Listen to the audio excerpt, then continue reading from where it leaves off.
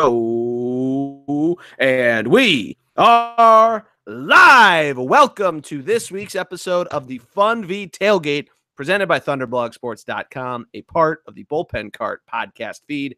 I, of course, am Jordy Cannell, the G-Man, and joining me this week, as always, is my man, Matty D. What's up, buddy? I mean, you'd think we'd have a dry conversation this week because the top 10 teams in the college football playoff rankings didn't change. No, and yet, first time ever. And yet, it was a great weekend of football, and it's so exciting to talk about, even though there literally is no movement from 1 through 10. Gee, None. I am like, there's a lot going on and like so much to pull apart and dissect as we come into kind of I'm going to be up front. We talked about this a little bit last week, kind of a warm-up week, if you will, for like the next couple weeks worth of games. Obviously, we'll get to the non-warm-up game. We're gonna measure it probably closer to the end of our discussion. I won't give it away. The biggest game of the college football season, if you ask me, happening this weekend. But I was so excited to talk about it. Poured myself a little glass of some High West whiskey just to enjoy the burn. It's like the burn of this long season coming on, man. I'm fired up, though. It's going to be – it's just college pros, but college, it's been dynamic. Yeah, the college game, and we keep discussing this, it is the top two teams, Clemson and Alabama, then Notre Dame. They're all undefeated. They look like they have, and they absolutely have a very short inside track to the college football playoff. Clemson, basically, they played Duke this week. This is their last regular season game. They've clinched a spot in the ACC championship game to play Pitt, which I'll talk about my Pitt bar experience, accidental, a little bit later. Oh, my God. But, yeah, they played Duke. Assuming they win that, they're going to the ACC. They're going to be going to it anyway, but they're going to be at least 11-1. Yep. Because I think they're going to beat South Carolina next week in their rivalry game. And I mean, Alabama, they play the Citadel this week or not. Yeah, they play the Citadel this week. Right. Yeah. For whatever reason, I thought LSU might have been playing them. All the fucking crazy teams. Then they play Auburn, and then it's already set for them to play Georgia. Right. Assuming they don't get upset in both the Iron Bowl and a big and there, the SEC championship game, they're in. And I mean, it's fair. The odds of them losing 2 games, I think I could go out waving a golf club in a rainstorm and have lower odds and have higher odds on getting struck by lightning 3 times. I said 3.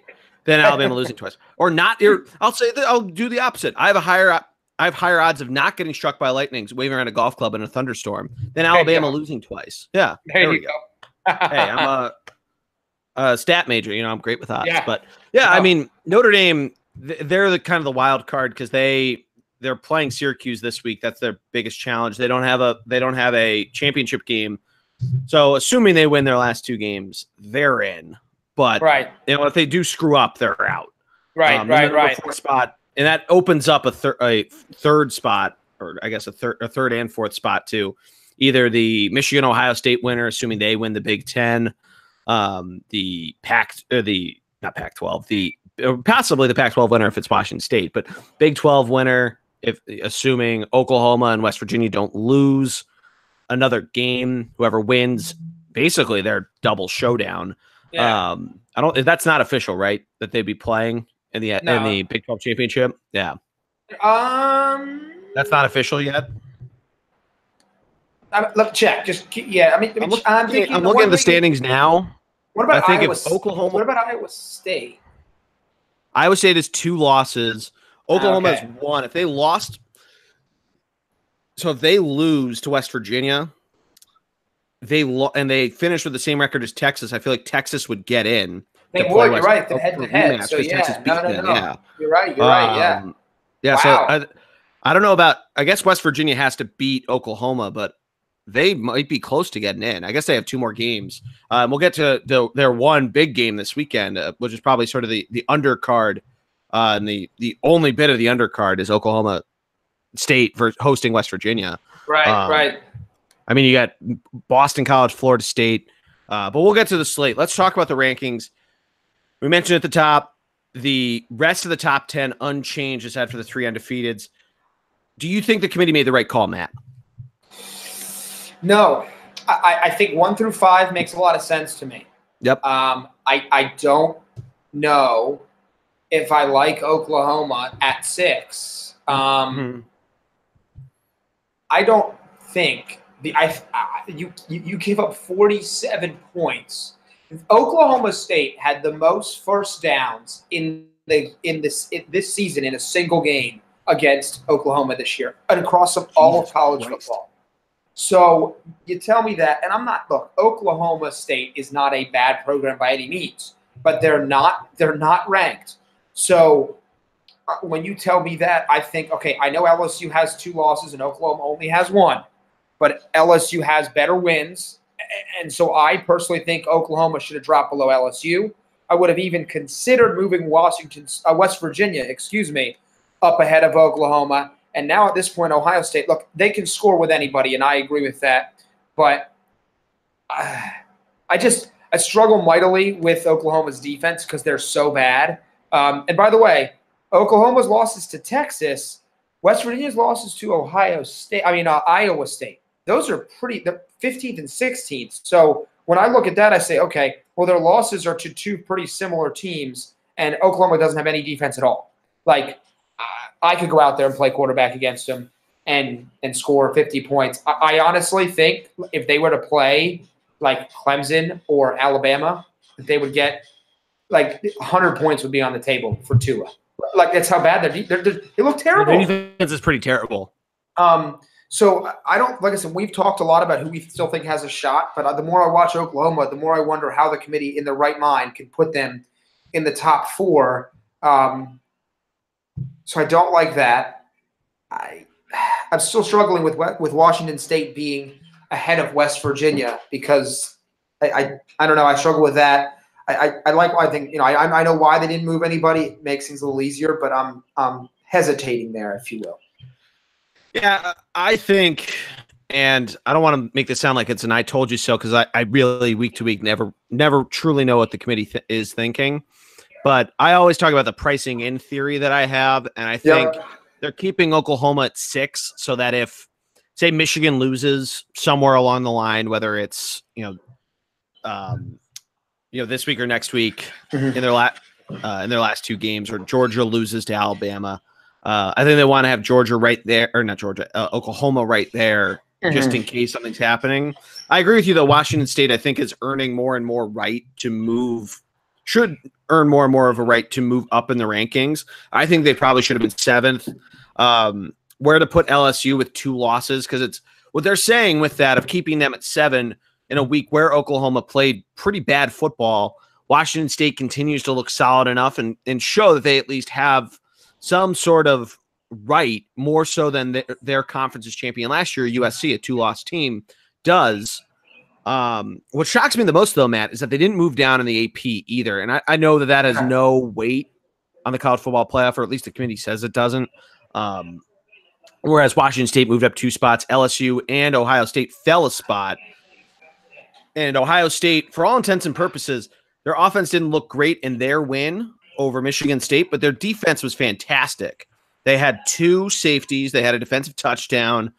I mean, they really, when it looked like Michigan State was knocking on the door, Ohio State decided to turn it on.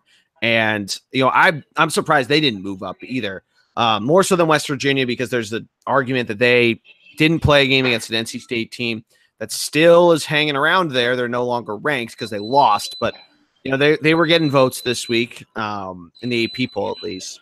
The committee doesn't show us where they are, but it is a little confusing to me, but I kind of get the pricing in idea of keeping Oklahoma there as a 1-loss. I don't know. They don't want to say like projections of a win or anything like that, or of a conference championship, but like a projected, almost like how Joe Lunardi will have the number 1 seed of a mid-major conference in his bracketology brackets he releases. Yeah. It's almost like that idea to me. No, I mean, I'm with you there. I just, yeah, I guess the thing is, like, you're supposed to base it off of week by week results and not overly impressed with. I know it's a rivalry game, so I guess I'm struggling. Like I said, Easy over to hit, by the way. Here's what I would tell you, though. To me, the one thing I will tell you is the top 10, regardless of your order, to me is correct. Because the only team that really has the opportunity to sneak in there is UCF. And they don't deserve it right now over the teams in front of them because of their strength of schedule. Everybody after UCF, and we'll talk about it, but everybody after UCF, none of the 12 through 25 have a chance at making the college football playoff. Sadly, no. Right. So to me, and I'm not sure UCF does, but to me, 1 through 11 is correct. 12 beyond is – so I think they did a good job there. But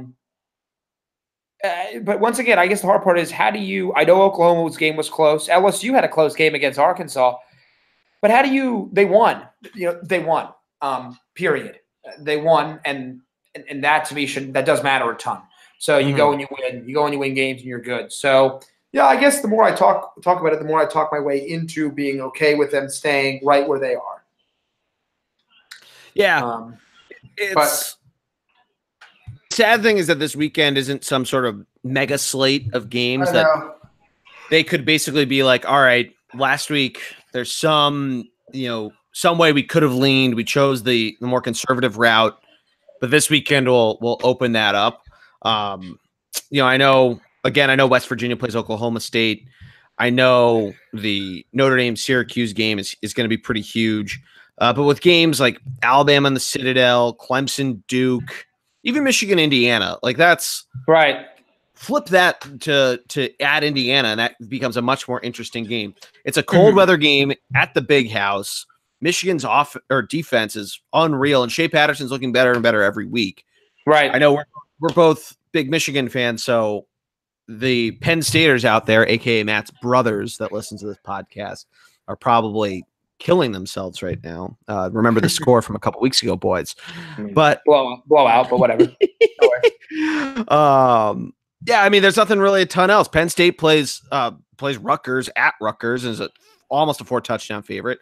Kentucky somehow is only a 16-point favorite against Middle Tennessee. I know they're 7-3, and the I forget their nickname. I almost said the Broncos, but Middle Tennessee can put up points. But I don't know.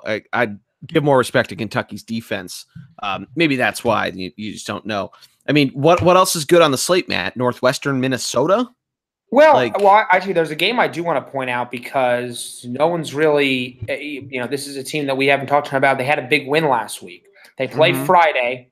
It's only a 9:00 game, but I would recommend if you have an easy going Friday evening, you got nothing going on, turn on, if you can find it, Boise State versus New Mexico. Oh, so Boise State beat Fresno State, who probably actually had Fresno State before they lost a better strength of schedule than UCF did. They came into the game 8-1. They only lost by 7 points at Minnesota in week 2. But they did fall to Boise State 24-17. Boise State ranked again. The other reason why you might want to tune in is because Boise State's quarterback is a man by the name of Brett Ripon. This is a guy who's probably going to play on Sundays. Okay. And he's been quite good playing on that blue turf. Now, you don't get to see the blue turf on Friday, which might be a good thing because it can be pretty tough on the eyes. But Boise State only has 2 losses. They lost to Oklahoma State. They also lost to San Diego State in a tight game, 19-13. But then they play, by the way, Utah State to end their season on the weekend after Thanksgiving. Everyone knows about Boise State, right? They're a great story. They've been a mid-major power forever.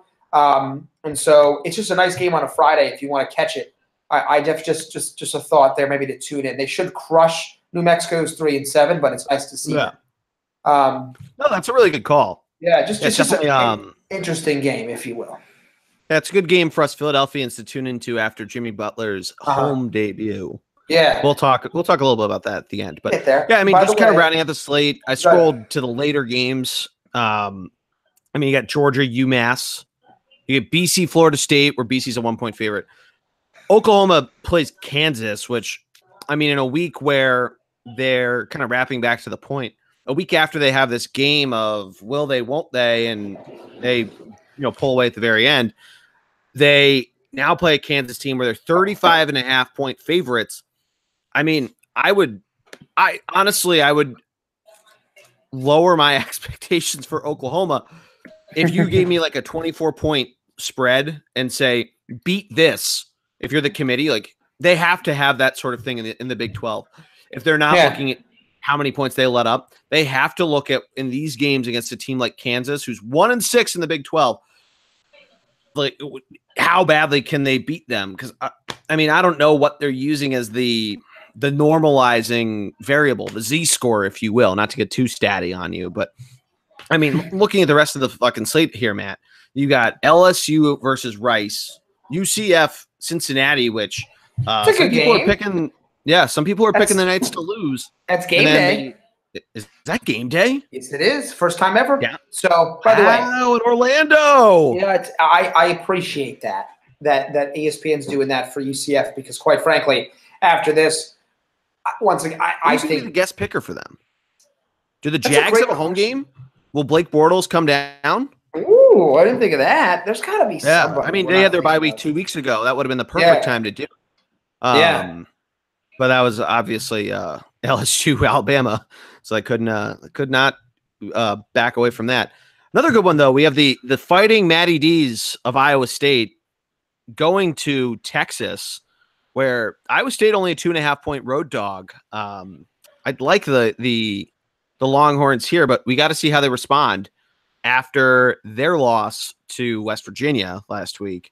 Or 2 weeks ago? They lost West Virginia. Did they lose last week too? I'm forgetting what they did last week. No, I'm getting my weekends all jumbled up. I apologize, Podcast Nation. I don't think they lost last week. No, they have 3 losses. They lost to Maryland, Oklahoma. No, they did not. Yeah. Okay. Anyway, they beat Texas Tech. Oh, yeah, that's right. That's right. Actually a good week at Texas Tech too. The jacked Cliff Kingsburys.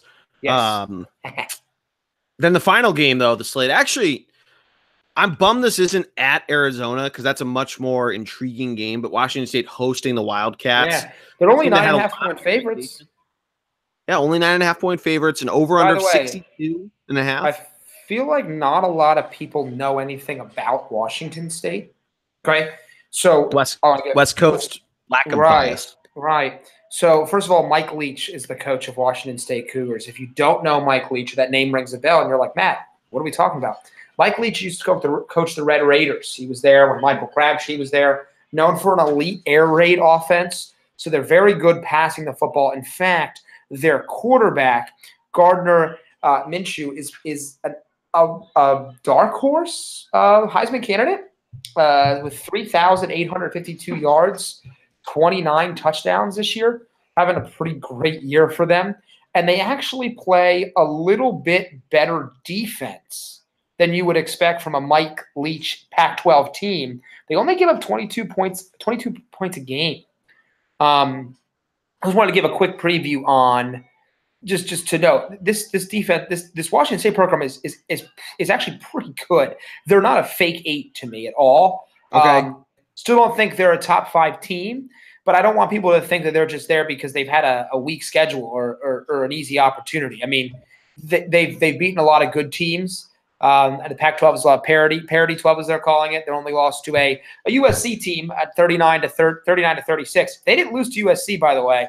They might be ranked 4th. I don't know. That's not a bad take. Not a bad take. I mean, 10-0. It's tough to argue. Where it's tough to argue them not in the right.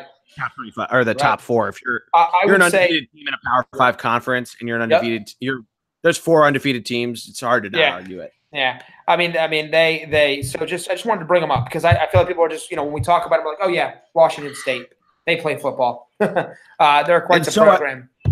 And so everyone doesn't buy into the East Coast bias. The chairman of the committee is the athletic director of Oregon, just so everybody knows. Right. So it's not like it's not like they're not paying attention to the Pac-12. So there's some reason why the committee is holding them accountable a little bit more for a USC loss than Oklahoma losing or West Virginia losing, Michigan lost to Notre Dame. So that's really the only thing you can hang your hat on there. I don't know. It's going to be really interesting seeing how this week, like we said, it's a week undercard aside, outside of the comparatively to the other weeks. October really hit us with a lot of haymakers. No, that's right. Rivalry week next week, conference championship week in 2 weeks. So we're really getting into kind of the end of this all, where you don't get a ton of channel flipping. You get a lot of weird lines, almost like a week 2 schedule. Yeah. By the way, I want to note two other games we talked about a little bit. Well, by the way, Northwestern versus Michigan. Minnesota. Minnesota's a 1-point favorite, and Northwestern, they need to win this game. Clayton Thorson and crew need to come through against to me, I know they're 2-5. Minnesota's, I think they're an underrated team a little bit. I don't think they're an easy out by anyone's DJ Fleck's been done very well for them in 2 years. Still a growing program. Their record doesn't show it, but that culture is really starting to take root. And I watched out from Minnesota in a couple years. Yeah, no, that wasn't the game I was thinking of. Also thinking Kentucky, bad loss to Tennessee last week. They can still get to 9 wins. They're playing Middle Tennessee and then Louisville. But I wanted to bring up 2 other games. One is a game that everyone expects to be a blowout, but it's one you need to at least read the box score of. And it is Alabama and the Citadel. And here's why. Tua might not play. Break it down for me. Well, Tua might not play. That's true. That's very true. And Jalen Hurts is coming off of a surgery. And so the quarterback situation up in the air. Tua, if you didn't know, last week, guys, got dinged up pretty significantly in that game. He managed to get through it and still played really, really well. They're going to win this game, but it's important moving forward with the Iron Bowl coming up and then Georgia that Tua is healthy for those games. So it might be opportunity. Nick Saban may have to sit his superstar quarterback down and say, hey, look, I know you want the Heisman, but we may not play you this week. Just monitor that. Could be interesting if it's – I believe the third stringer is I think it's Matt Jones. He has a third-string QB. Does Greg McElroy still have a year left? I was literally about to say that. Yeah. Yeah, I mean some booster. Just go get after it. Yeah, go help out there. We're not saying any illegal words. Just provide some guidance. The other game that I think is a potential trap game. We talked about Michigan, Indiana, but Ohio State is only a 14-point favorite, my friend. Yeah. Over Maryland on the road. So we've seen this a couple times. The last game before the Michigan game, Ohio State goes on the road. I thought it would have been Michigan State that would have been this scenario, and I think because it was a interesting, the score was a lot closer than it ended up looking by the end of that game. They were over Michigan State. Remember I think it was 3 years ago, Ohio State loses to Michigan State in a game they were supposed to win. Ezekiel Elliott, didn't he not play because he had some sort of he mouthed off to somebody? I think you're correct. Then he went to the media and was like, yeah, these guys are idiots. And then Michigan State ends up winning the Big Ten and getting smacked by Alabama in the playoff. But that's a really good call, Matt, of watching out for this game. Because remember, Texas went up there, and this is a Texas team that can throw points up. They can shut teams down when they want to. And they got embarrassed by Maryland in week 1. It's not a bad call at all. Because Ohio State might be looking ahead to this game thinking we got stuck staying at 10. Nobody's believing. Everybody's now thinking Jim Harbaugh is the next coming. They're really buying into it. And Urban's probably feeding that in the locker room. And they might look over this Terps team that has come through a lot of adversity this year. Right. And, I mean, if you would have told me when we were talking about everything in the Big Ten when we did our preview in August that Maryland would be sitting at 5-5, I would believe that Ohio State would be 9-1. I believe they'd be 10-0. Right. Yeah. I would not believe for a second that Maryland would have 3 wins. I would have thought their only win would be against Rutgers. right. in the Big Ten at least. And they have three Big Ten wins. They're 3-4. Yeah, I'm with you there. But let's really move on, though. I mean, I hopefully is there anything else we need to touch on? Let me know. But I'd like to move on to the biggest game of the weekend. Biggest game.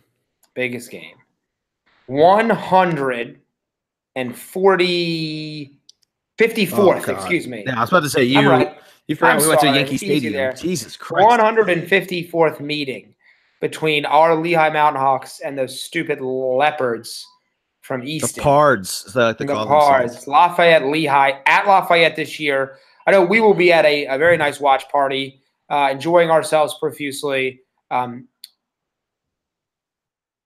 This is not the greatest Lehigh Loft game. No.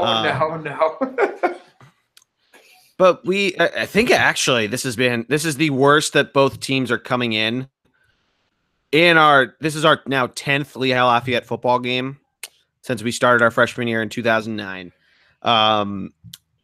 And we've had a good run. Lehigh won all 4 years we were there. They lost, I think, 2 in a row. And I think have rattled off 3 straight since then. I think we're 7-2 coming into game number 10. But Lehigh, as you may remember from our updates on this podcast, as well as the Funvee Tailgate blogs, which quick, just as I'm loading up both teams, a quick update on that. I've had, different stuff with jobs and some personal stuff going on. So I apologize for not getting the blogs out. Probably will not, full disclosure, get out this week's just for a number of family things that I'm dealing with this week. So I'll try to get an emergency one up on maybe Sunday or Monday of next week, kind of breaking down going into last week of the regular season. But I did want to acknowledge that because I keep mentioning, check out all of our great blogs, and due to a number of different things, I haven't had a ton of time to do it. So thank you for understanding, everybody. But I do have everything in front of me, Matt, now on both of our squads. And Lehigh, after handedly smacking Sucknell, the Bucknell Bison, a couple weeks ago, they got their asses handed to them by Colgate. Colgate, for those that don't know, and if you're really not paying attention to FCS football, shame on you. But Colgate is one of the better teams in the FCS. Unlike the FBS, because of the fact that their playoff features so many different teams, their rankings aren't as cut and dry as undefeated teams are at the top. Colgate is 9-0, for instance, and in the FCS rankings, they are sitting, I believe, at 7th. They're 6th now. 6th. They're 6th now. Thank you. Mm-hmm. By the way, just so everybody knows, like what we're talking about when we say FCS, North Dakota State. You might know them. Maybe a quarterback, from North Dakota. No. Number 1. Ginger Jesus. All votes. Number 1. 10-0. Anyway, yes. Just wanted to throw it out there so everyone was aware. Go on. Yeah. So Lehigh and Lafayette. For those that are unaware, you're new to the podcast since last year. The most played in college football rivalry, game 154, as Matt mentioned, the longest streak. And what we mean by that is it is not the oldest. Harvard Yale has Lehigh and Lafayette beat by, I believe it's 2 years. But Lehigh and Lafayette have missed only 1 year, and that was the second year that they played each other. They have not missed a year since.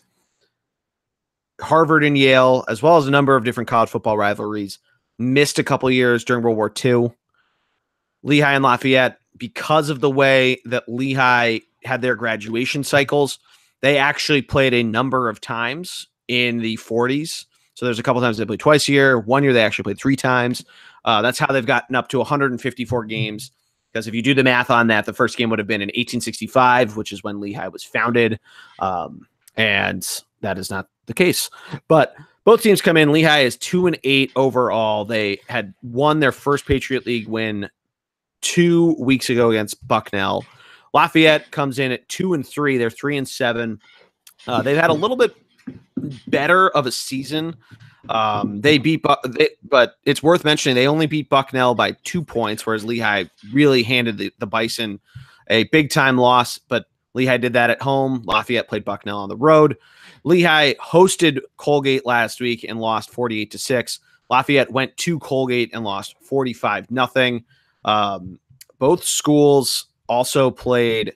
Oh no, Lehigh did not play Central Connecticut State. I was about to say that, but they in terms of the other Patriot League opponents, Fordham, Lafayette did beat in the Bronx. Lehigh lost to them at home. Georgetown, Lehigh lost to in a heartbreaker by 6 points. Lafayette lost to them by 7 points. To give everybody an idea of overall just the way both of these teams operate. Not a lot of offense. Lehigh has scored a grand total of 149 points on the season. Lafayette has scored 140. Lehigh has let up a lot more points at 383. Lafayette at 289. And, it's worth mentioning, too, Lafayette is coming off of playing an FBS opponent. They played Army, normally a Patriot League member, but not in football, which the Leopards were featured on the Not Top 10 for punting into their own player's head. I don't know if you saw that, Matt. So, really, I mean, calling it anyone's game is a bit of an understatement because both teams show a lot of variability from week to week.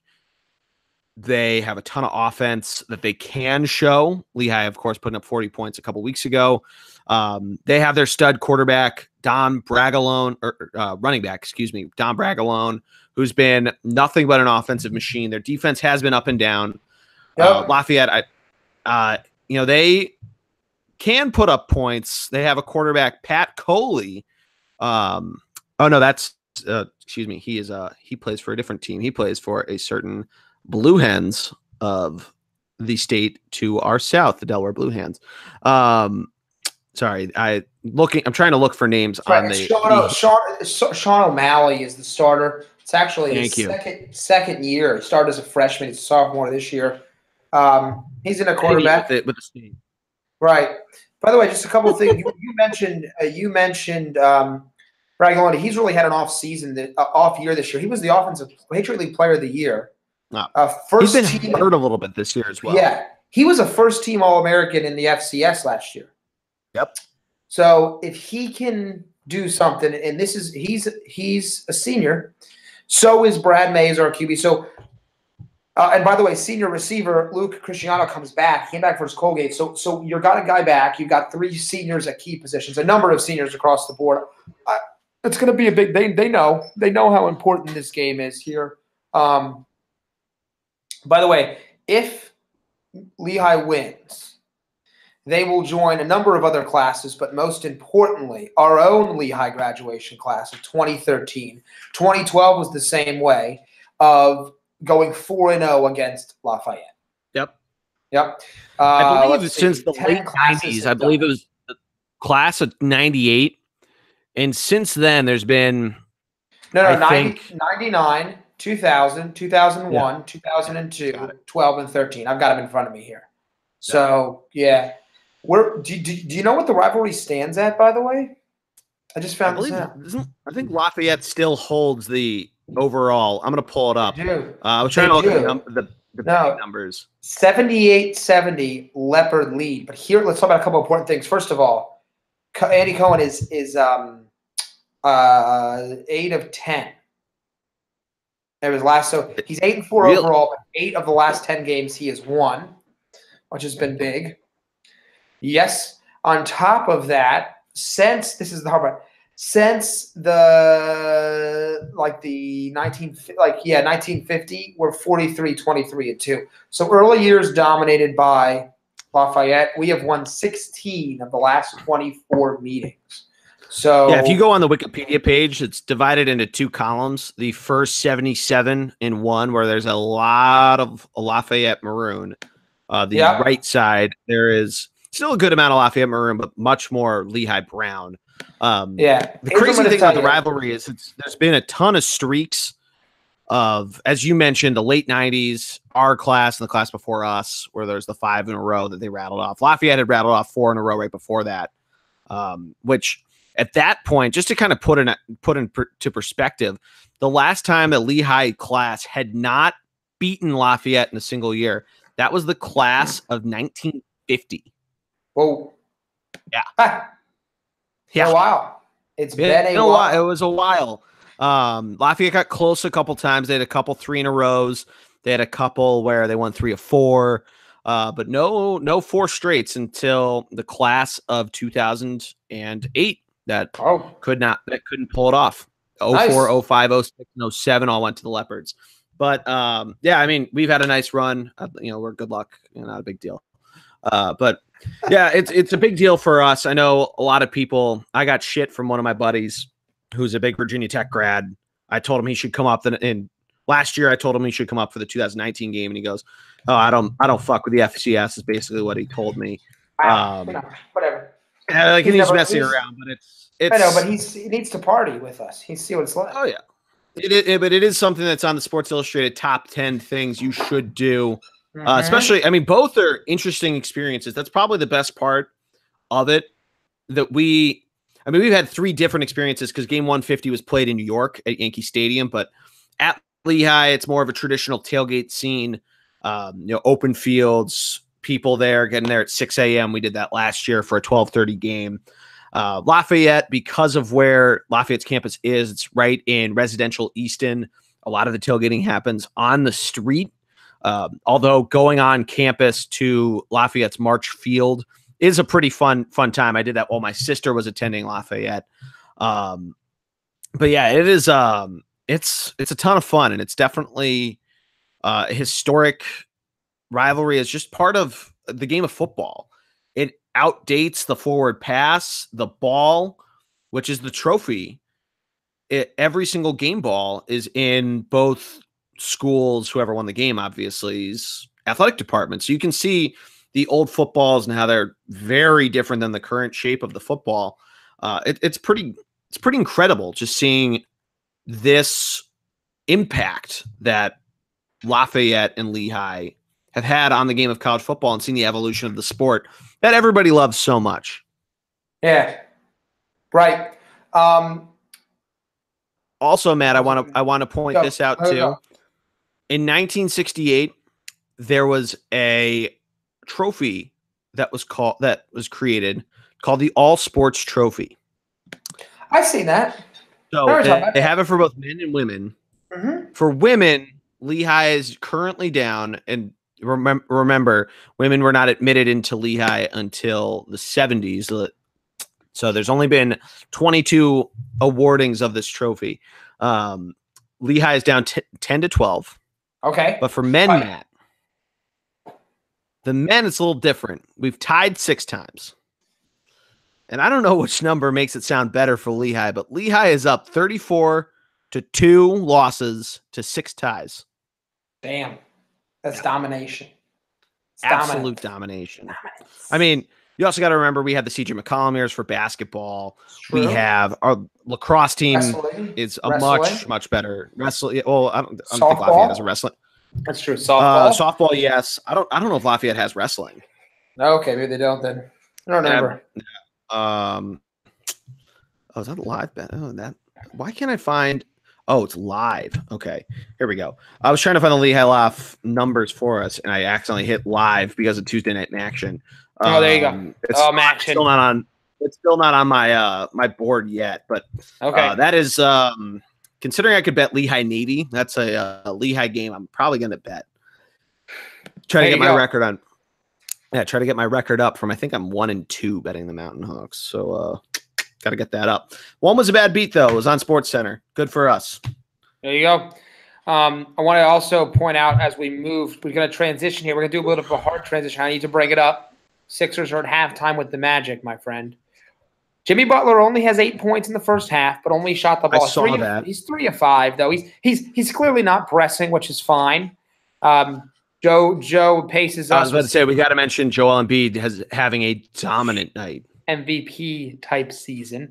Yep. Although his matchup, a former Sixer, Vucevic has 19 points, 8 of 11. Joe, lock it down. Now, I think a lot of that, we're not watching, but I'm going to tell you, looking at the plus minus, I think a lot of that came against Muscala and Johnson.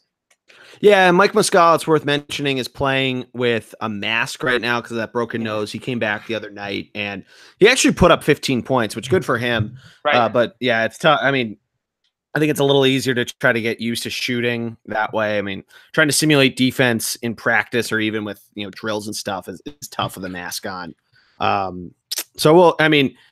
I'm really excited for Butler to come. A little bummed about Dario and Rocco having to leave, but I think it adds a lot of a dynamic edge for the Sixers, and I'm pretty excited as to where it can lead for the boys. Right.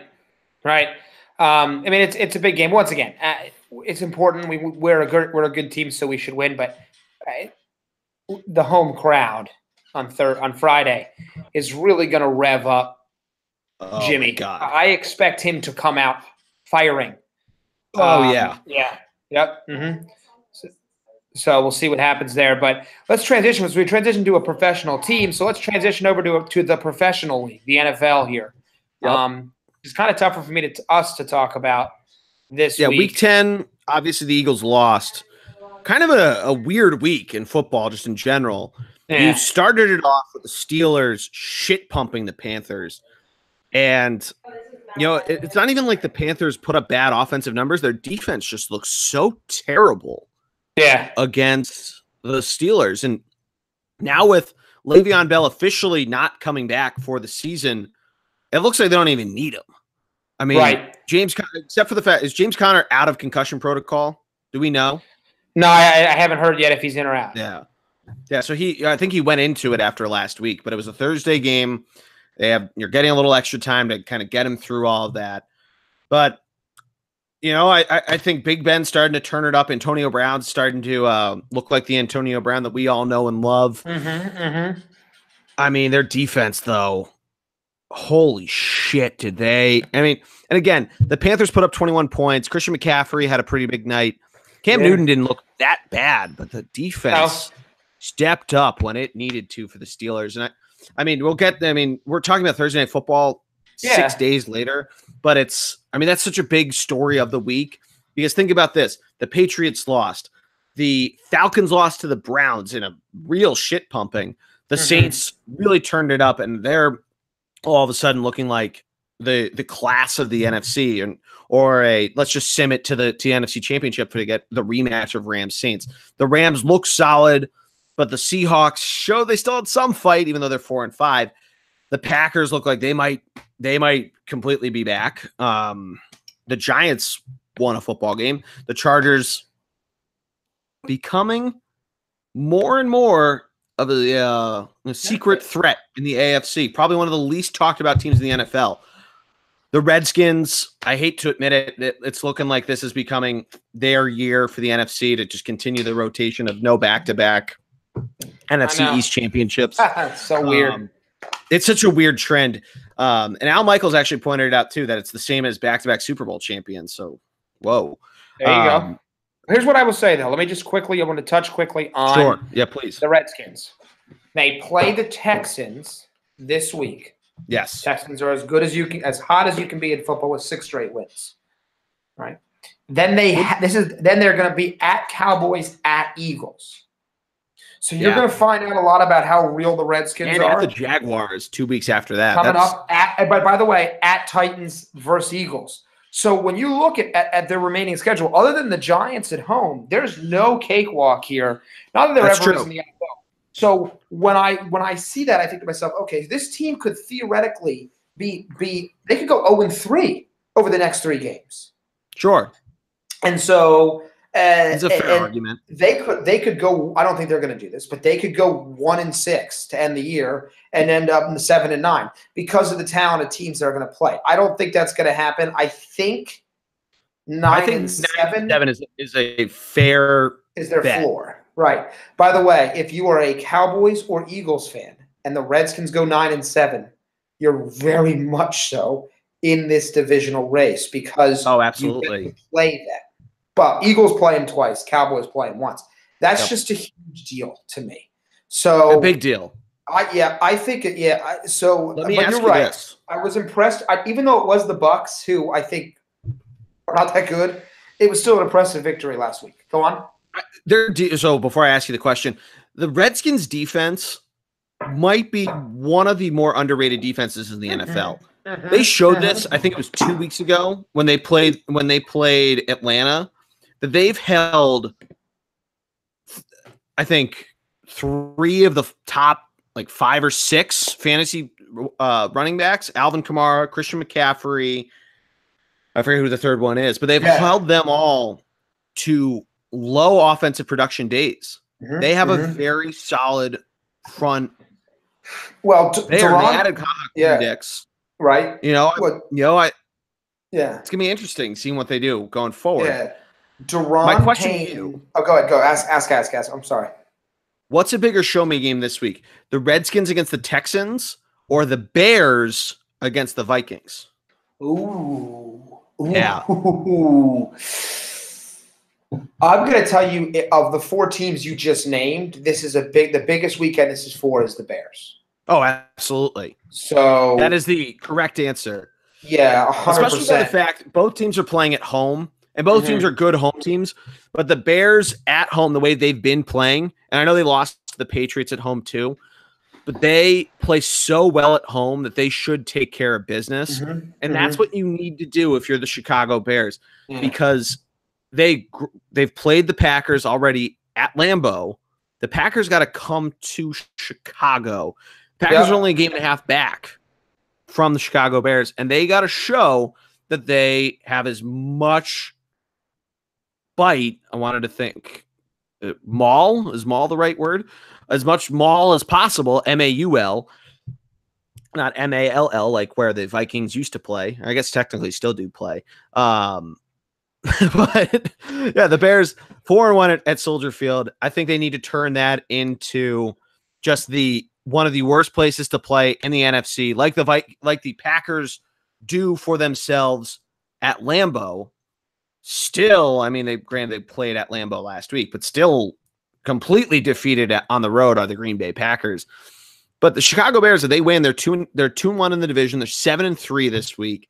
I think you're absolutely right that it is a huge show me week for them. But how about this, man? Well, let me just touch on something real quick. I know are we leaving the Bears conversation? Because I got to bring one thing up with the Bears.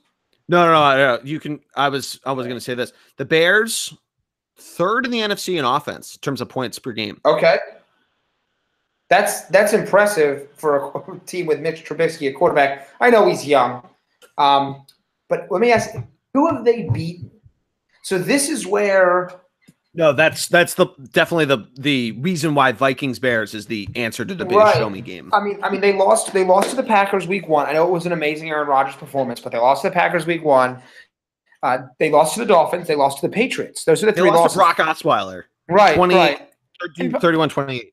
By the way, their 3 losses are close. They're one possession games. They didn't get blown out, but they beat. I think their highest quality win is the Seahawks, maybe 24-17 week 2 at home. They beat the Cardinals, the Buccaneers, the Jets, the Bills, and the Lions. So 5 of their 6 wins are against not going anywhere non-playoff teams. We're going to learn a little bit about the Bears. They play the Vikings. They're going to play the Rams, the Packers, and the Vikings again. So, that's 5 games out of their remaining. About how cruel it is I don't know if it's cruel to both the Bears and the Lions or just to the Lions. They have to play twice in 11 days. Like what is the NFL thinking when they put that schedule? That's pretty tough. I mean, once again, that's a tough one. And they play Thanksgiving for those that didn't put that 2 and 2 together. I guess I don't know what else you do though, right? I mean, how do you? It's Thanksgiving's Thanksgiving. They just deal with it, right? Yeah, I mean, you just deal with it, but I'm saying to move the Lions game. And I get the degrees of freedom to try to schedule it, make everything work, that travel is not unfair for West Coast teams going to London, all that sort of stuff. But I mean, they play only 2 division games in December. I just don't know why they did that. Or put it earlier in the season. Nobody's going to be upset about that. Well, I wish the NFL would take a look, because this weekend with the college slate, why not do a Saturday? Why not do a Saturday? A couple Saturday games. Do Cowboys Lions on Saturday? Especially since they have the clout to flex the Mexico City game back to LA. Yeah. You could easily say, all right, you're playing on Saturday. You could have said that a couple weeks ago when you saw where the college football season was going. All right, we're going to move this to Saturday. Yeah. If somebody's really that upset, just make sure it's an area where a college team either isn't in it or it's just not a big college market. Right. Gotcha. No, I like that. I get that. Yeah. Speaking of that LA game, by the way, speaking of that LA game, you think it's a huge advantage for the Michigan, not Michigan. Wow, jeez, the LA Rams to go back to LA. But somebody's got his eye on the Michigan. The score just flashed for me, and there Michigan's dominating Villanova in college basketball. It's early, but anyway, I would tell you, I don't think it's that much of an advantage for the Rams because LA doesn't have a good. The home field's terrible there for them. It's awful there. Yeah, so we'll see what happens, but still a murky playoff field. I mean, teams with legitimate chances. I mean, theoretically, by the way, in the NFC, teams like the Falcons and the Seahawks are still technically involved, although if you look at like the FPI playoff chances, they're pretty low. But the Cowboys and the Eagles are still very much so in the picture. Packers are in the picture. And so there's a number – it's still a very murky playoff picture. The next 3 weeks, though, really will thin this out in this case. Mm-hmm. Yeah, the nice thing is, and kind of my point to the Bears-Lions argument is that there's so many teams that have only played 2 division games, and most teams have played 9 games at this point. So, in other words, 4 of their last 7 for a lot of teams are all in division. So the Eagles and the Cowboys are only 2 games out. The Vikings are a half a game out. The Packers are a game and a half out. I mean, even the Lions, you can kind of throw them in. I mean, they have to run the table. They're not completely out of it. But the Panthers, they're 2 games back of the Saints. The Falcons are, they're only just looking at just numbers here. They're 2 games out of a wild card spot, a game and a half out. I guess they're a game and a half behind Minnesota there. So, yeah, I mean, it's not done unless I think right now, if you have 3 wins, you're starting to think, all right, do we want to start to, sit some guys and try to jockey for positioning in the NFL draft? But no, stranger things have happened. It's November 14th, so we have 2 weeks to really see where teams are in this jockeying for position. Because really, once you get into like week 13, we're in week 11 now, that's when you start to really see some of the playoff pictures really not get clear, but it's clear who's in it and who isn't in it. Okay, I get you. I'm with you there. Definitely with you there. By the way, before we jump into, as we usually begin to do, walk through the picks, the Sixers have retaken the lead, 62-58. Wilson Chandler buries a 3. JJ Redick knocks down a 3.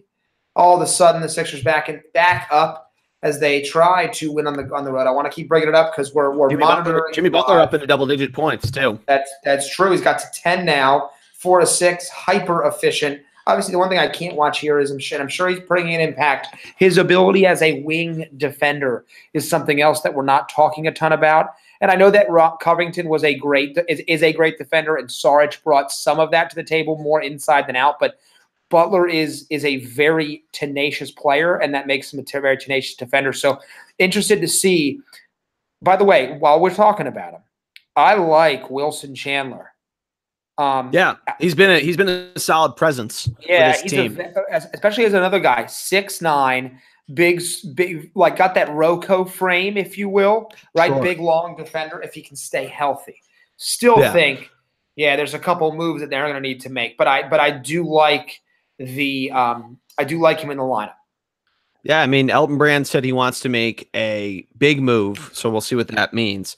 But I don't know. Obviously, neither of us are watching the game, so I don't know when Wilson Chandler got these 3 fouls. He has played significantly less minutes than the rest of the starters.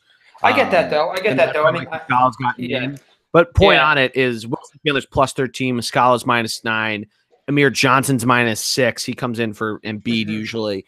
But Embiid tied for the team high in minutes right now. Yep, Redick just passed him. Butler is -1, so it sounds like he's probably playing when some of these other guys are coming in. Yeah. Furkan Korkmaz, excuse me. Tongue twister there. He's +5. He's got 5 points. You know, he's always quietly in there. Same with Landry Shamet. I was gonna say, Korkmaz is supposed to be that shooter, right? The Turkish product. Want to continue to see him getting the opportunity to take these shots. I want to see a little bit of that as we move forward.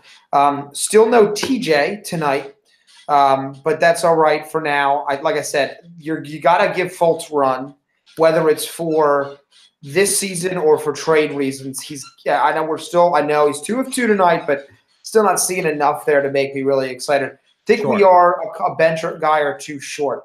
Maybe it's a big. Maybe it's a big with Johnson. I don't know. We'll find out. Remember last year, though, the Sixers picked up both Marco Bellinelli and Ersan Ilyasova. After the trade deadline passed, when they could waive players and get them. So it's not nearly over. I mean, obviously it's November and the Sixers have only played 15 games, but it's, we're still the season. There's plenty of season left. I do want to mention before we get into NFL picks, just a halftime score that baffles me, especially because of the fact that Washington Cleveland was 75-52 at halftime. The Boston Celtics are currently leading the Chicago Bulls 51-35 at halftime. 35 points from a professional basketball team, Matt. Well, it's good to see a little defense. Still. But that's what you get with this deep – this is a deep rotation, long, lengthy, defensive-minded Celtics team. You think about it, right? This is why, regardless of what the Raptors are doing, and I know they have Kawhi Leonard, when you look at the Celtics roster from top to bottom, coming off the bench, Terry Rozier, Marcus Smart,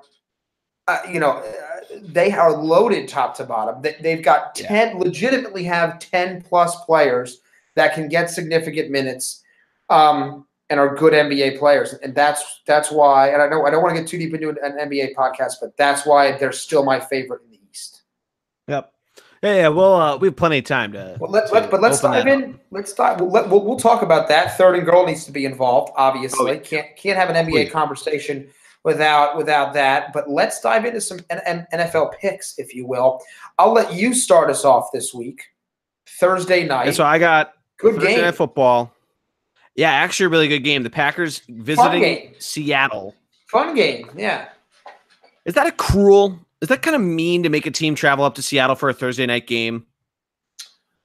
Well, if anybody should be doing it, it's either going to be, I would either want Brady or I think fairness, either Rodgers or Brady should be the two quarterbacks going up there. Maybe it is a little unfair, but then again, I think the Seahawks should have home field advantage. They're 2.5-point favorites, so you can see that. Yeah, exactly. I know you can say what you want about everything that's happened with the Seahawks and how it's been a down year for them and all that. But Thursday Night Football is wacky enough. The 12th man is probably going to come out on a primetime game. I do like the Packers here, though. I think, the odds are 1-1 on a 2.5-point spread. Mm-hmm. But I think the Packers are starting to figure it out. I think they're starting to get it rolling. I can't. It's hard for me to ever actively root against or bet against, if you will, Aaron Rodgers. So I'm going to follow your lead here on Thursday night. He also tends to put a show on when he's got the stage, right? Yep. We saw it week 1 with the Bears. Yeah, I was about to say. Yeah. By the way, the guy literally pulls a Paul Pierce. Yeah. And puts the team on his back. I still think the most important guy in this game, though, is Aaron Jones, the Packers running back. Yeah. Run the man. He is a really good running back. And them trading Ty Montgomery kind of unmurkies that backfield. So it's Jones's job with Williams coming in to help. But give Jones the rock. Seattle does have Bobby Wagner. They are a very good run defense.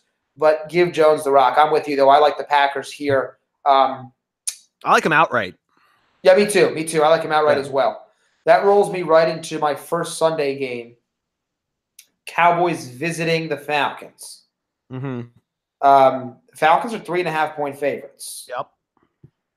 Coming off of an incredibly disappointing loss to the Browns. I would argue a more disappointing loss than the Eagles' loss, if you will, because it's not a divisional opponent, but stunning loss, if you will, to the Browns. So we didn't really talk about this when we were talking about last week, but when is it time to give the Browns defense the credit it deserves? Because their defense has been fantastic this year. I've been giving them credit all year. I really do think, and even last year to an extent, their defense has got a ton of players on it. No, I'm a big fan of that defense. Yeah. They've got a good pass rush, not great yet. Myles Garrett is good, but good pass rush, strong linebacker play, and a really up-and-coming secondary. Led by the rookie Denzel Ward. Yeah, Denzel Ward's been fantastic. Our boy Jabril Peppers is there. No, I know that Browns team is not. They're no longer an easy out. Like they're going to be a this year especially, as Baker Mayfield and Nick Chubb, who had a really nice game against the Falcons, comes back. Yeah. I actually like the Falcons in this one. I do too. I think home. I know that. Yeah. I think it's because they're at home. I also like that their offense, their air raid had a down week. Yep. And I think it's just tough, I think, for them to have 2 bad weeks in a row where Matt Ryan doesn't have the best week. I know the Cowboys defense played really well against the Eagles. I think it's tough for them to string 2 of those performances in a row for the Cowboys. And sort of the opposite of the Falcons, I think it's really hard for them to string 2 bad performances in a row. So I agree with you. I like the Falcons here. I think 3.5 is kind of a respect of Cowboys had a very solid road win last week, and the Falcons had a down week. But I like the Falcons at 3.5 points. Yeah, no, I agree there too. The one thing I would tell you is I think it's going to be high scoring because I think, but the Falcons do get a defensive starter back. Their excellent young middle linebacker Deion Jones activated. So he will be returning. I think that's a big deal. And then on top of that as well, I think in a shootout, which I do expect this game to become, over under is 40.5. You're taking that over? Say that again. The over under is 40.5. You're going to take the over? I might consider taking the over on that one. Yes, I think I think it's Zeke running That's too short to take the under. There you go. We also, for our purposes, I'm pulling for the Falcons here. This is as a heart pick. What do you have next on the slate? So the next one I have is the Panthers at the Detroit Lions. Panthers come in as a road favorite at 4.5 points. Again, it's another one of those where Carolina, I think, is in need of just a big performance from their defense. Kind of a we want to show that we're still the solid team after getting embarrassed on Thursday Night Football last week. I know Detroit at home can do some damage. They obviously did against New England earlier this year. But I really like Carolina here. I know 4.5 on the road's a lot to take, especially with, where this could be a high scoring scenario where you get Christian McCaffrey running all over the place, whether he's swinging out and catching passes or just going right up the middle. The Lions just taking advantage of what they can do, especially at home. Matthew Stafford in front of that crowd, getting guys like our boy Malcolm Jones Jr., as intern Jari has called him. But I was expecting more of a laugh from you there. But I do like Carolina at 4.5 points. No, I'm with you. Yeah, Lions kind of meh to me, right? Yeah. Stafford is like a young Phillip Rivers, big stat guy early on. Never. I don't have anything against the guy, but I'm with you. I think the Panthers do win this one. I like them to. I can tell you, I'm struggling to say they cover the 4 points though. Yeah, it's tough on the road. More than a field goal and an extra 1.5 on top of that gives you pause. I'm sitting here and I'm thinking on this game on the road. Panthers coming off that disappointing loss too, and I'm there's starting a revenge factor.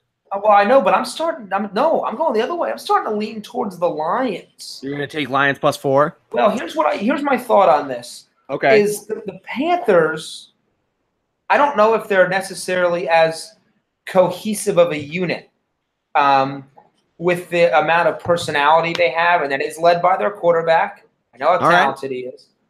I'm going to switch. I'm going to take the Lions to upset the Panthers. That's the upset. And I think the Panthers secondary is a little beat up. Not very talented to begin with. The Lions have shown they have offensive abilities, regardless of the consistent outcomes. I know Tate's gone, but I like the Lions in this game. In an upset on the road, I'd put my money on the Lions here. All right. That's fair. Home dog. You're Brent Musburger believer. Home dog. You love it. Yeah, Let's go to the AFC South. Let me introduce this game because I got to talk about this game, okay? Yeah. If you haven't been paying attention, then you have missed Andrew Luck. Yes. He is back in a big way. 26 touchdowns with a hobbled offense and a not great defense. They are 4-5, my friend. Yep. This is what happens when your superstar quarterback gets injured. You play bad teams. Now, they started – this is wild. They started 1-5. They've won 3 straight, including a great win against the Jaguars. They play a last-place schedule. So, and the rest of the way are divisional opponents for the most part. There's a couple teams here and there. They could legitimately be a playoff team. Yep. I mean, they'd have to beat the Texans, but they could do it. This Colts team, do not sleep on Andrew Luck, and do not sleep on them this week at home against their division rival Tennessee Titans, who have also been on a pretty good tear. But I am taking the Colts. I'll let you get to your speech, but I'm going to let you know I'm very high in the Colts right now. No, I agree. I'm taking the Colts as well. A big advantage for them. You mentioned the last play schedule. They play home against the Titans, home against the Dolphins. They have to go to the Jaguars and to the Texans in back-to-back weeks. So a little pause there. Home against both the Cowboys and the Giants before closing out the season in Nashville, which, Matt, that could be – I know they don't flex and have a Sunday night game anymore in Week 17, or maybe they just didn't do that last year because it was Christmas Eve. But that – or New Year's Eve, excuse me. But that game in Tennessee could be the game of Week 17. Oh, I could not agree more. That could be determining either a playoff spot or, depending on how the Texans play, if they come down to earth a little bit, that could be for the division. Right. This team has a legitimate opportunity to go 8-8. Yep. Maybe even 9-7. That could win the AFC South.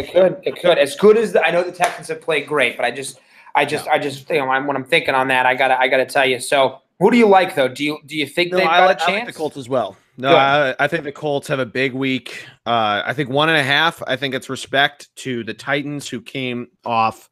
They've had a great home winning streak, taking out an Eagles team that we can get into them a little bit when we get to them, but they just took out the Patriots. I think it's respect to them. I think the fact that the odds in terms of money line, it shows the Titans is only plus 108. So I think a lot of money is going to the Titans on that hype train, but the Indianapolis Colts are minus 128, which not the biggest home money line, but it's still, that's saying that a lot of people are still putting their money on them, but there's still some value. So, right.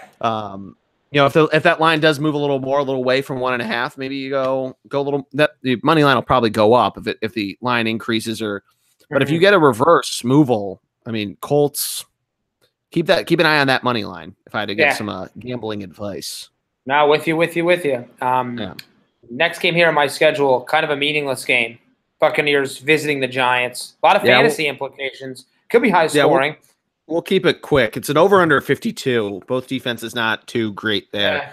I'm gonna go the Giants at home. I mean, I know it's tough for them to really get a lot of things going, but they showed it against a San Francisco team that really used exactly what it needed to use. It used Matt Breida in spades. George Kittle didn't have the biggest production night in terms of touchdowns and everything, but he still did his job. And the Giants pulled off the victory. But I don't know. I'm going to still take him here. I just think the Bucs going on the road it's a tough order for them to try to pull off that win. I'm going to follow you here. I think Winston may end up in this game for the Bucs. That's how bad I think it's going to be. Yeah. Huge game. We've already mentioned it once here. Texans visiting the Redskins in the nation's capital. Houston is a 3-point favorite in the nation's capital.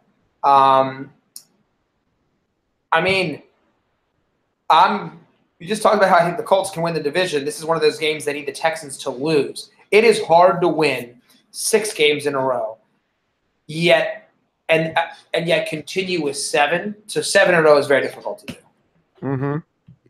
But I think they get done. They get it done. 7 wins. Ferocious pass rush by the Texans. Okay. People are not remembering J.J. Watt, Jadeveon Clowney, Merciless is there. They've got an underrated defense, which makes no sense to me. Honey Badger, Kareem Jackson. Forget about it. Right. With Deshaun Watson and Hopkins there, I like the Texans to win and cover that 3 points. Yeah. It's tight, though, man. I'm back and forth. Tight. I almost want to go with the Redskins because they've been so good at home. And you would have thought – I had the same thought. I forget how many weeks ago it was that they beat Carolina. I had this same sort of feeling in this game that a solid defense coming in, but the Redskins can explode when they want to. It's like they have that control on it, but I think this is going to be a low-scoring game. I do think that favors the Redskins, though. I think because of that front 4 front 7, really, they can get guys like Adrian Peterson going. They can get him they can open it up for him a little bit because Jordan Reed, I think he's the X factor in this game. I think Alex Smith will utilize him pretty well. That'll get maybe not a ton of space open for his dynamic wide receiving core, including Josh Doxson, who's had a really good couple of weeks. But I have some sort of feeling that the Redskins get this game done. So I'm going to take them plus 3.5. I like it. All right. What do you got next on your slate? I think there's one more 1 o'clock game. Yeah, next one I've got here rolling in. I got a couple more 1 o'clock. I have 2 more 1 o'clocks. I have at least. All right. I missed one then. A game that we thought was going to be a heavyweight bout, and that's the Steelers visiting the Jaguars. Jaguars 3-6. Playoff hopes pretty much non-existent. Yeah. I like the Steelers. 5.5-point favorites. As good as I think. 5.5. I have it at 6. Okay, yeah. I still like it. I still like it at 6. Yeah, I like them to win. Them as like a 10-point favorite. Gotcha. I know it's a road game, so that's why it's probably less than a touchdown. Okay. But it's still, the Jaguars really week in, week out, they can't seem to get anything solid going. I know they haven't played at home in a long time. Remember, they played their last quote home game was in London against the Eagles. That is true. So we don't know exactly what we'll get coming back to a home crowd, but I don't know. The Steelers rolling out of last week. Big Ben's looking like he's getting it together. I mentioned Antonio Brown, Vance McDonald. We're forgetting to mention him. Matt, he has been maybe the most underrated tight end this year. Is that safe to say? Yeah, I think part of that's because he splits a little time. Yeah. But yeah, no, he's a playmaker. The lion's share of catches. Jesse James is more in there to block. No, I know. I would tell you between him and because he plays in a bad team, he doesn't get a lot of press. But O.J. Howard. Yeah, that's a good point. Actually, now that I'm thinking on it, Eric Ebron has had a great year, too, with the Colts. But you are correct, though. He is definitely – it's a good year for tight ends. It is. It is. Not fantasy-wise, but it's good for teams, regular football-wise. No, I'm with you there. I just think the Steelers have too much right now working. They finally get to remove the Le'Veon Bell cloud, as he did not report from their head. No, that's a big one. The last 1 o'clock game is a bitter rivalry game that I have here on my list. It's the Bengals and the Ravens. There is Here no we go, line. Maddie. I have no line on ESPN currently. That is why I can't find it on my sports book. And that's why I thought there was one game left. But Matt, you mentioned it. It's a bitter rivalry. Mm-hmm. A big showdown.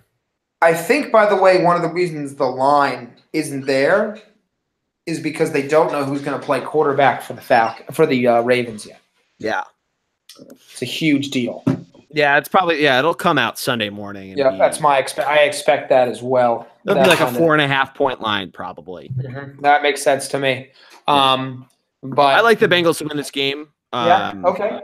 Both teams in neutral here a little bit, by the way, after really good starts. That's probably the best way to put it. Neutral for both of these teams. I just think the Bengals thought they were going to have this shootout, heavyweight, haymaker throwing game against the Saints. Really got embarrassed at home. I just think they come out, have a big day against a Ravens team that, if they want to be big scoring, they can. But, I mean, like you said, they've been in neutral, kind of in a weird spot. I like Cincinnati here a lot, and I'm going to take them to win. Okay, I'm going to go opposite. I like the Ravens in this game, whether it's Flacco or Jackson. They've got a great point plus minus point wise, very high in that regard. Yeah. For some reason, I think they bounce back. I think the Bengals season is beginning to slip away. AJ Green out still, so I'm gonna go in that direction here in this case. Oh, all right. So, going. Also, my Ravens. Yep. My woe was I just saw on the news. Chargers Steelers on December 2nd is now Sunday Night Football. Good. Rams Bears on December 9th. Ooh, flex. Okay. Yeah. Okay. Well, big flex news coming out of the NFL. There you go. We've got two 4 o'clock games and then one flexed 4 o'clock game, although I'm sure now looking back, they may not have flexed it. But Raiders Cardinals, meaningless in this case, 1-8, 2-7. Cardinals at home, 5.5 point favorites. Raiders, by the way, Martavius Bryant, Jordy Nelson, both listed as potentially not playing this week, which leaves a very thin receiving core, even thinner. I love the Cardinals in this game. I'm hammering the over on them. Yeah, I like them to win against a very depleted both physically and emotionally Raiders team. Yeah, I agree with you there. I want to say that both of these teams are just not looking or going in opposite direct or going in the wrong direction, I should say. Both teams are going pretty far down, but I'd like the Cardinals here. There's nothing going right for the Raiders, whereas Arizona has a few things that they can hold their heads high with. The Raiders, Jesus, that's a gong show. The over-under in this game, Matt, do you see what it is? 40.5. Ew, jeez. Well, I mean, that's embarrassing for an NFL game. I know. Houston and Washington is 42.5, and that's because both teams, as we've mentioned, have solid defenses. Yeah. This is just because both teams have shit offenses. Right. I was going to say this might honestly. I actually consider this being my cold hard lock of the week. It's not. We're getting to that, but that's how bad I think the Raiders are. And by the way, the Cardinals have a better defense than they get credit for. When your offense is that bad, it's kind of hard on your defense. But my lock of the week is coming up, and it is a divisional game, which I'm normally not a big fan of. Not only is it a divisional game, but it's the home team does not really have a home team field advantage. But it's the Broncos visiting the Chargers. I like this as a lock. Yeah, I like this as a lock. Chargers are only not necessarily in the spread because it's a touchdown, but. Well, Chargers are only a 7.5 point favorite, but I understand that. Once again, divisional game. This is how it looks. I just think I think the Chargers. I actually money on it. I actually the Chargers second in the AFC behind. If I was like money on it to go to the Super Bowl, Patriots are first because of Brady. Chargers are my second team, even over the Chiefs. As good as Mahomes has been, that's how high I am on this chart. Yes. Wow. This Chargers team is underrated on both sides of the ball. They have playmakers all over the place. Joey Bosa isn't back. I really like this Chargers team this year as they come in a little under the radar. They may not even get a first-round bye. They may be the 5th seed due to the wild card and how that works, but I really like this Chargers team, and that's why I've got them here as a lock. Wow. All right. Yeah. I like them as a 5 seed. I think it's one of those ones where obviously they wouldn't be a 1 or 2 seed, but have that sort of should have a bye record. Yeah. But come in as a huge wild card favorite. Yeah. Thumbs up for reopening and revising.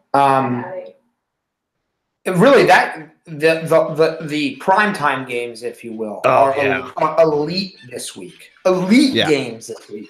The one game that I think everyone thought was going to be a little bit better is at 425, the showcase game, and it is the Eagles against the Saints in the Superdome. And yet the Eagles at 4-5 playing against as hot as you can get Saints team who have won 7 straight. They haven't lost since week 1 against Fitzmagic. The Saints are only an 8-point favorite, Jordy. What does that tell you? I have 9.5 on my sportsbook. It's moving up. Okay, that seems a little more reasonable. People are hammering New Orleans, man. Okay. Well, a couple things. They're not wrong to put their money there because New Orleans has been so good, so good. Here's the thing: teams don't go 15-1. No. Okay, they don't go 15-1. It's not a thing they do. And this is the kind of game against a team with Carson Wentz at quarterback who was so bad. Oh, so bad on Sunday night. He couldn't complete a simple pass into the – so it wasn't that he couldn't complete a pass because he couldn't hit a receiver in stride. No. Except for Zach Ertz. He hit Zach Ertz in stride. When he hit him, but I'm going to be in front of you, Jordan. He hit him, but Ertz made a ton of really good catches. Like he underthrew a couple guys. I actually expect Carson to come out firing here. And by the way, I love the over in this game. 56.5. I would agree with that.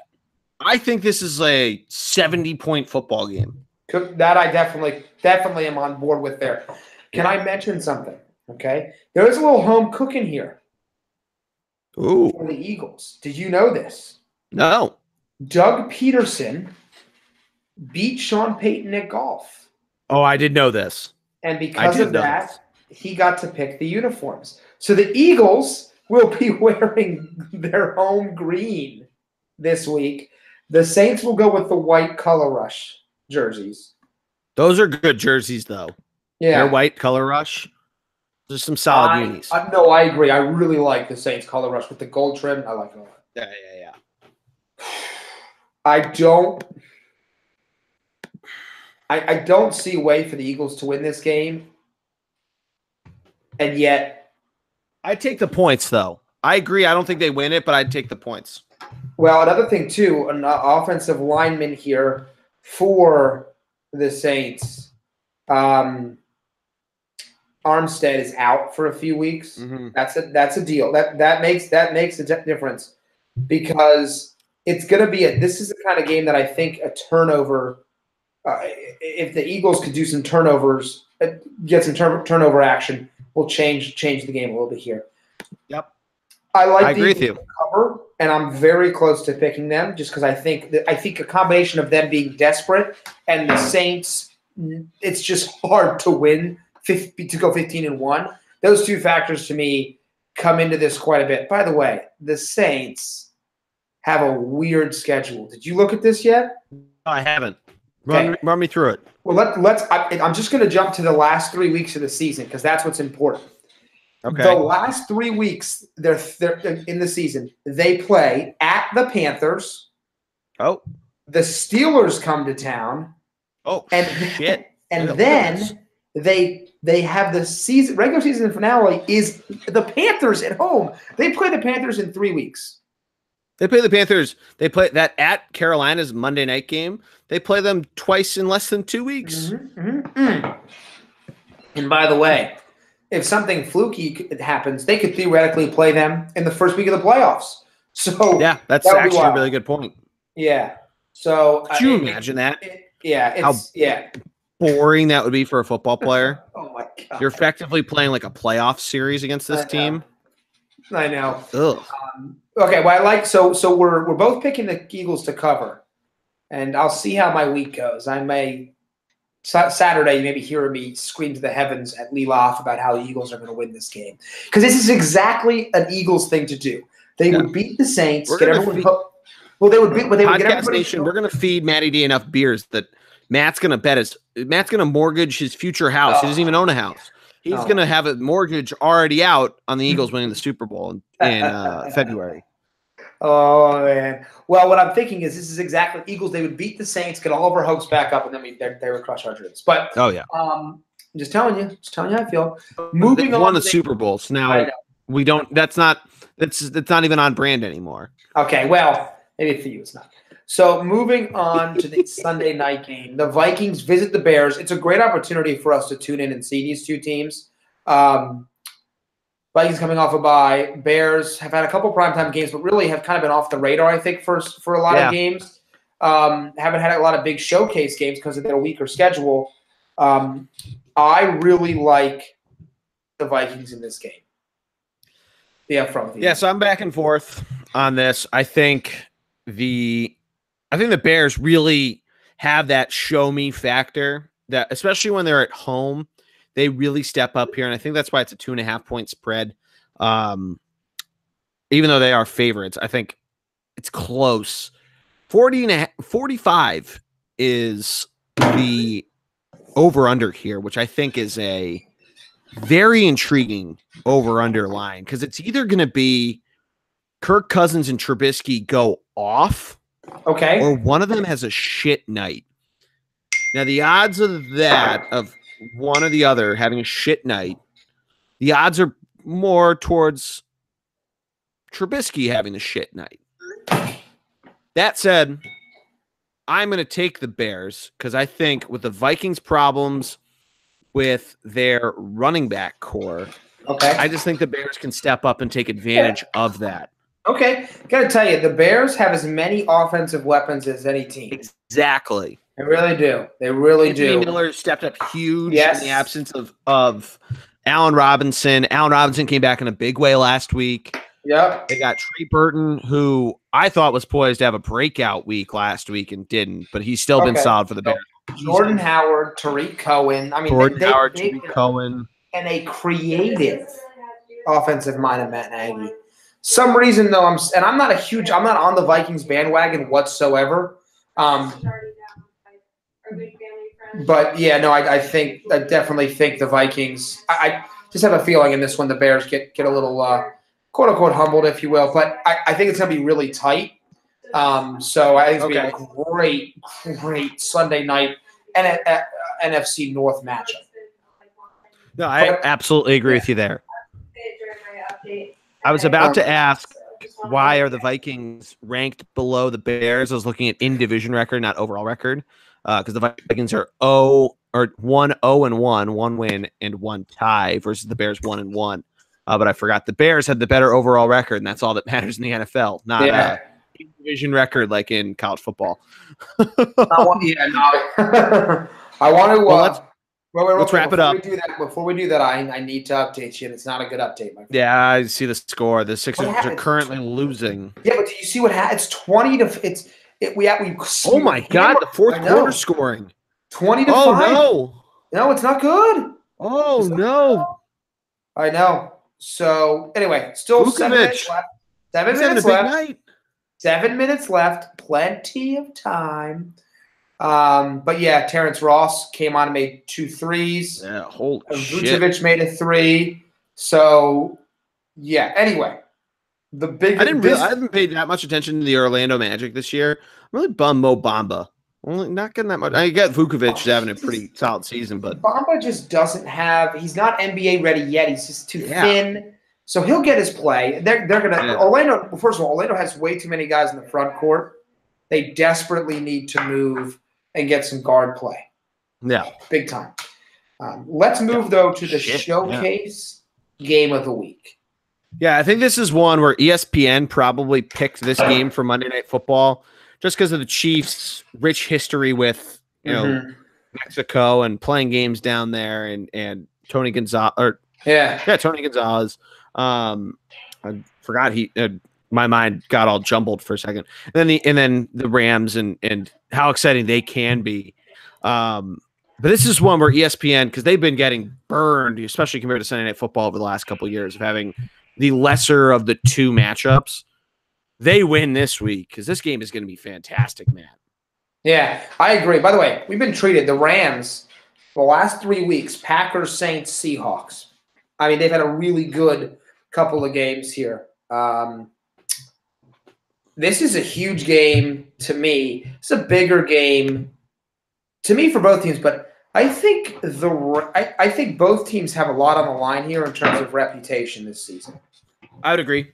I don't think either team is dead in the water. The Chiefs obviously need to win because of the Chargers, but the Chiefs need to prove that the Andy Reid era is not the norm.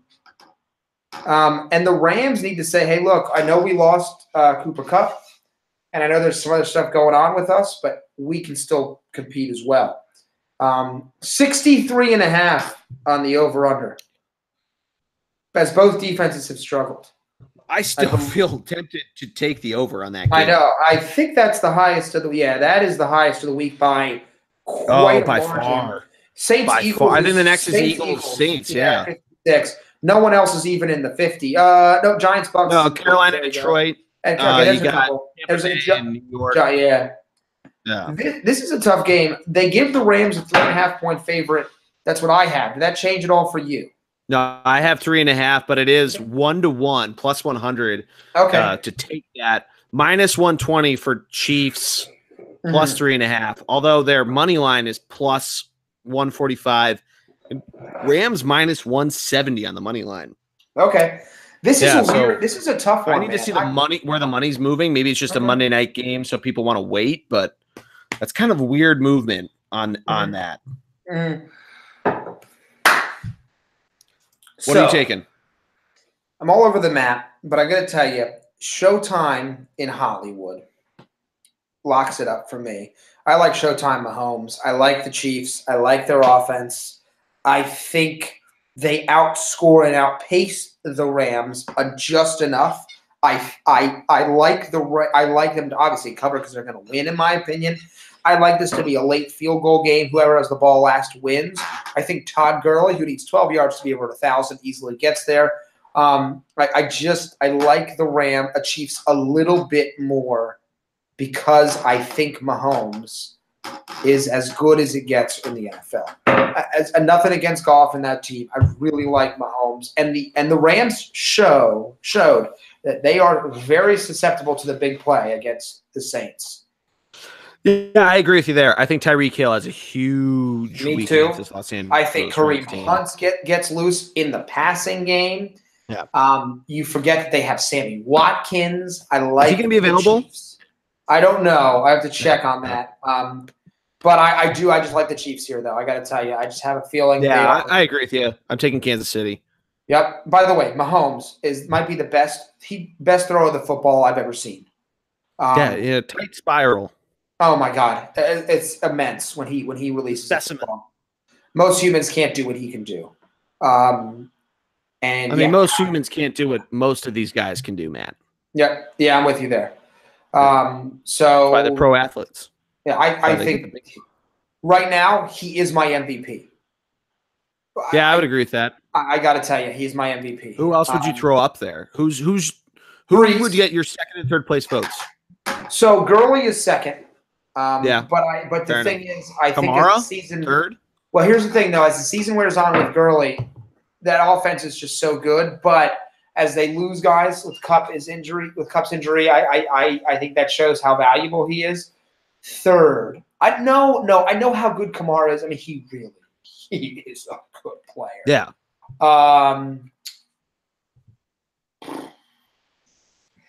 I think I sneak Drew Brees third. But I do think Kamara is right there. I think Rivers is starting to really drive himself up that list. By the way, Andrew Luck should probably deserve to win it. Just want to throw that out there because they're terrible without him. No, but I think Rivers, I think Kamara is up there as well. And the other guy, talk about Thielen dropped off, but it's a shame that the Falcons are not playing great because Julio Jones he scored 2 touchdowns, by the way. Big deal. If he were to score more touchdowns, he'd be an absolute wide receiver MVP candidate. He already has. I would agree. He already has 1,040 yards, my friend. I mean, he has an outside chance of doing something wild. So, just wanted to throw that out there. Anyway, so but I like going back. I like Mahomes. I like Gurley. I like Breeze. Now, what is yours? Yeah, I'd go. Yeah, Breeze is probably the saint you want to put in there. I go Mahomes. Kamara's been great, though. I'm not taking anything away from him. He has had, but to be fair, he's had a couple weak games against good defenses. Redskins, one of those.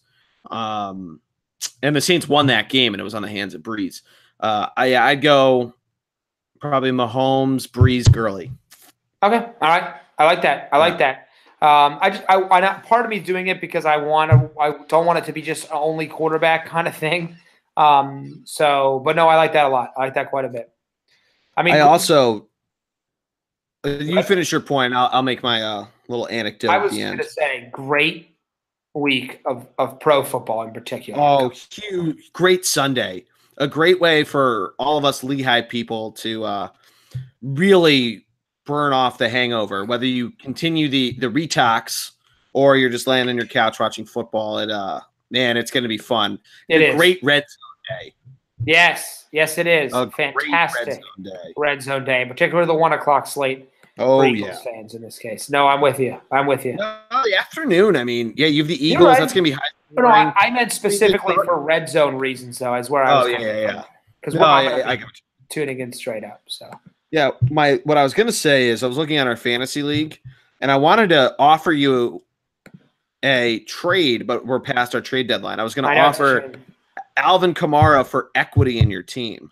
Equity, I like this idea a lot. I mean, you could definitely ship me Kamara whenever you'd like, because I'm having some serious issues outside of my quarterback. I'm looking at your running backs. Yeah, you could use. James Conner's a stud. Well, Breida's actually. So Breida's been really good. I know. Breida really doused my hopes of a Monday night comeback. Yeah, well, you left Allen Robinson on the bench. That didn't help. I did the math though. There was no way that I could have overcome your point total. Yep. I will tell you, we'll bring this up. My starting running backs are James Conner and Matt Breida. Why? Because I drafted Le'Veon Bell and Jerick McKinnon 1 and 2. They didn't really work out for me. So I will tell you, this is one of my in that particular league, this has been one of my greatest fantasy seasons ever because I pulled a rabbit out of the hat. But long way to go. You're still in it. You're still fighting. Yeah, by like a thread. I know. I mean, my problem was, and this is just the ever unfortunateness of fantasy football. I know that's not a word. I had so many losses in the first 5 weeks. I think I was 1 and 4, where aside from 1 week where I put up like 60 points and just real bad performance, I had over 110 points in the other 4 weeks, and I lost 3 of those matchups. And then it just too deep of a hole. I think I won 2. I think I won another game and then lost. I think I won 2 games and then lost 3 in a row. I know. I'm 3-7 now. I thought I had a small hope, and here's what I'll tell you. So a couple things. Your points against is pretty strong. Points for. Yeah. You should be a couple games better, but I would tell you this: you are still better than Jared. Yeah, intern Yari. By the way, do you know we apparently have home and away games, and even though it literally is irrelevant, Jared is 0-5 at home fantasy games. I don't know what that means, but I love it. Yeah, it's pretty nuts. Yeah. Oh. We should have an intervention podcast next summer where it's you, me, and Alan talking to Jared. Almost like a makeover show, but for Jared fantasy wise. Jared, we enter him in publicly and we 3 quarterbacks. Yeah. we enter him in a public league and we show him how to properly like put a team together. Here's what you look for. I also want to explore the idea. No, Jordy, no, we don't want that because then we don't get to beat him. It's a good thing he doesn't listen to this, especially it probably tunes out at the end if he does. But we just rip him. I also want to explore, just because we're talking about this, and let us know what you think in the comments. I know talking about fantasy teams is always a weird subject because nobody really gives a shit, and it's everybody sucks at fantasy football basically. Except for one kid that I used to work with that won $1 million on DraftKings. He's the only person that I can actually say has the money to back up being good at fantasy football. There you go. Yeah, I want to explore the super flex. I read about that in the offseason. That's basically the super flex. You can play any position into it, and effectively makes you a 2-quarterback league. But it makes both bye week hell and drafting so much more intriguing, because it puts such a premium on drafting a quarterback early and then getting your second quarterback so much earlier rather than drafting a backup in a double-digit round. And because of the fact that you're probably only carrying 2 quarterbacks and playing them both every week, it then makes your bye week so much more intriguing. And it also helps with some of the skill of running running the waiver wire a little bit. I know you and I have talked about how your dad's league has a required minimum number at each position that you have to hold on to for that purpose. But just rewarding players for being more active and using strategy rather than, hoarding players. What we're talking about with Jared is he has 3 quarterbacks. I honestly think he's been in our league for 4 years. And I think he's had Ben Roethlisberger every single year, and he's drafted him in like the 4th round. He has had Tom Brady in 3 of the 4 years. The 1 year was where Kyle, whose name is Brady's Revenge, won the league, which was last year, and he had Tom Brady. That's Brady's Revenge. And I think he's gotten Tom Brady in like the next round, and he hoards both of them. This year he has Mitch Trubisky, who I don't know if he drafted him or if he just picked him up after week 1. But still having 3 quarterbacks, you can't the hoarding of players. I just don't like, because then when you're actually making the strategic decisions, like I had Joe Flacco as a backup for a while, just in case Aaron Rodgers went down, and I have to make strategic decisions to drop him.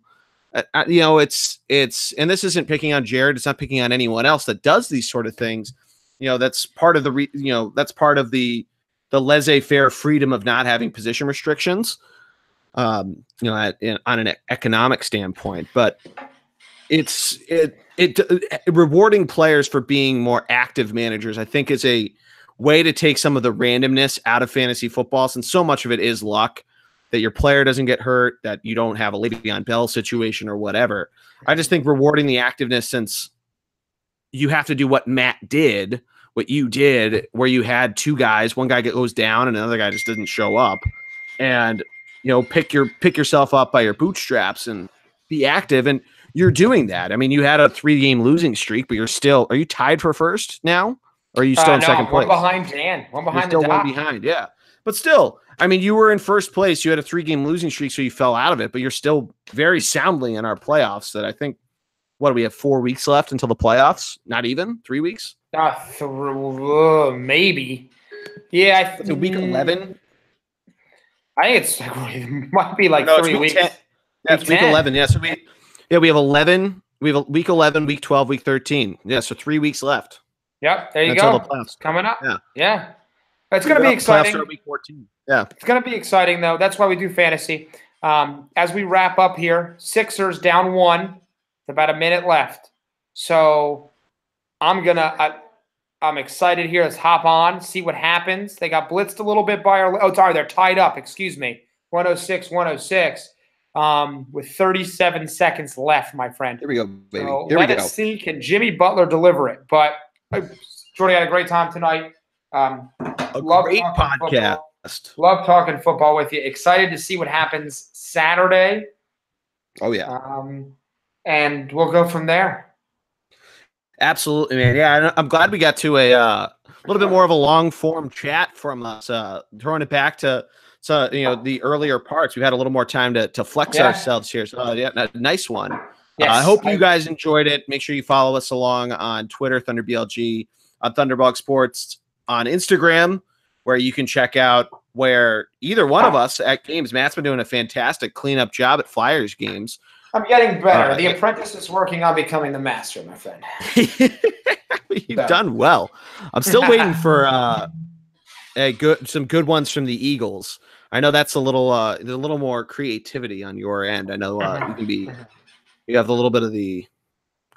I'm trying to think of a movie director, and I fucked up there. A Christopher Nolan-ness to you of picking and choosing your shots. There you go. I'll work on it. I don't know if that's right or not, but it's a slow process. But yeah, let's go Sixers. Let's go Eagles. Let's go Flyers. Hopefully, Bryce Harper gets announced to the Phillies by the time we're chatting next week. Matt, that'd be great. And let's go Lehigh. Fuck Lafayette. Yeah, Thanks I for love listening. I love it. Have a good weekend.